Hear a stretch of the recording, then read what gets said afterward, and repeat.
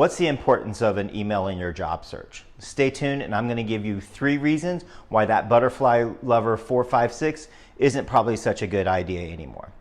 Oh yeah, and that 3rd reason may seem simple, but it's probably going to be the best reason, so make sure you stay around to the end. Now, before I get into today's topic, if you are looking for a way to stand out from the crowd in your job search, check out the link below for a free 5-step guide. You'll position yourself better in a job search from it. Now, let's talk about a question I get from time to time when I am working with clients. Should I make a new email address for my job search? Well, the truth is, it really just depends how you feel about the address you're currently using and what you've been using it for. If your address is like the butterfly example I gave earlier, you may want to go ahead and start looking at investing in a new one. Why, you ask? Well, let's go over the reasons. Reason 1. It just looks better. While a funny and creative email can bring a laugh or may be good for that first-time shopper discount for the 4th time, the fact is that when you are searching for a job, you're doing so as a professional. You want to make sure that your email address showcases that your job search is just as important to you and you are taking it seriously. Think about it for a second. If you have a crazy email name, and as a recruiter, I have definitely seen some crazy ones. And honestly, I've seen some off-color ones as well. It's not painting you in a. Now, I know this may sound harsh, but I'm not here to be polite. I'm here to help you put your best foot forward and get the job that you want and deserve. And as my granny used to say, it's time for some tough love. You are looking for a professional job, you need to have a professional email address.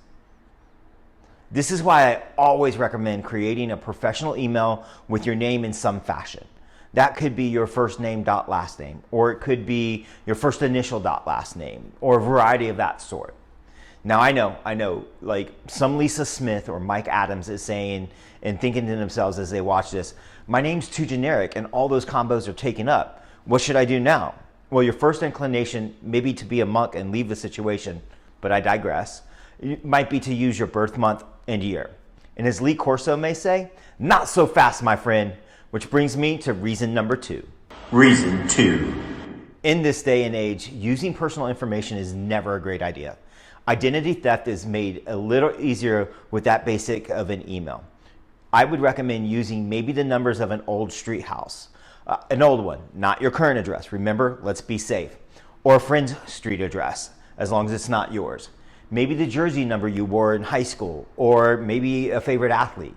The idea is there are a bunch of combinations to choose from so that you're protecting yourself and your identity.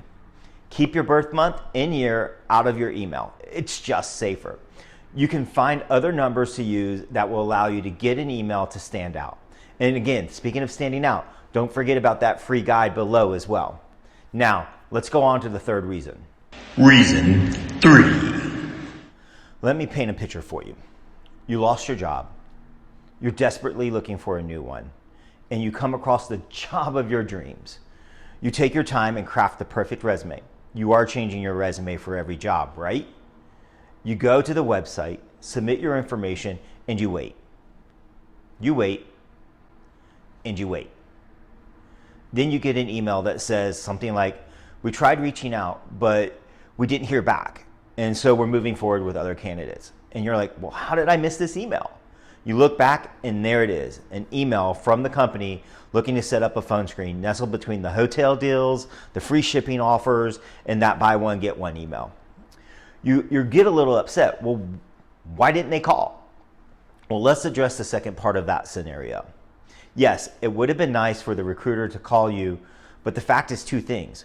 One, if they did call you and connect, you are already behind the 8 ball. Because your response to the statement of, hey, I sent you an email and never heard from you, would probably be followed up with, well, I never saw it. So you're already showing yourself as unorganized. And the second thing is, like most other industries, recruiting is finding a way to be more efficient while not sacrificing the candidate experience. And one of those ways is the use of a scheduling tool that sends the candidate a link to a site that shows their availability so you can schedule a call. Yes, you can argue a little bit about that not being a good experience, but as much as recruiters want to help you and other candidates, you're the CEO of your job search. You have to take the ownership.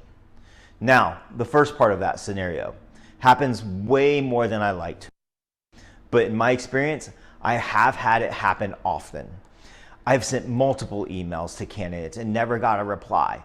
All of us have cluttered inboxes filled with offers and marketing and lists and news information and the occasional prince who left us $1 million. Don't ever click on that, by the way. Having an email dedicated just for your job search allows you to stay organized and on top of the emails coming through. And as a side tip, you can actually set up folders for networking, specific companies, or positions that you're in different parts of the interview process, phone screen, interview, or an offer. So there you have it. The 3 reasons to change your email for your job search. It looks better, it's safer for you, and it helps you not miss out on communication. I hope these tips help you, and if you have a comment or a question, add it to the comments below. I'm here to help. I will be happy to answer any of them in a future episode, or maybe in the comment section as well. But make sure if you do like this information, subscribe so you never miss an episode. Thanks for watching.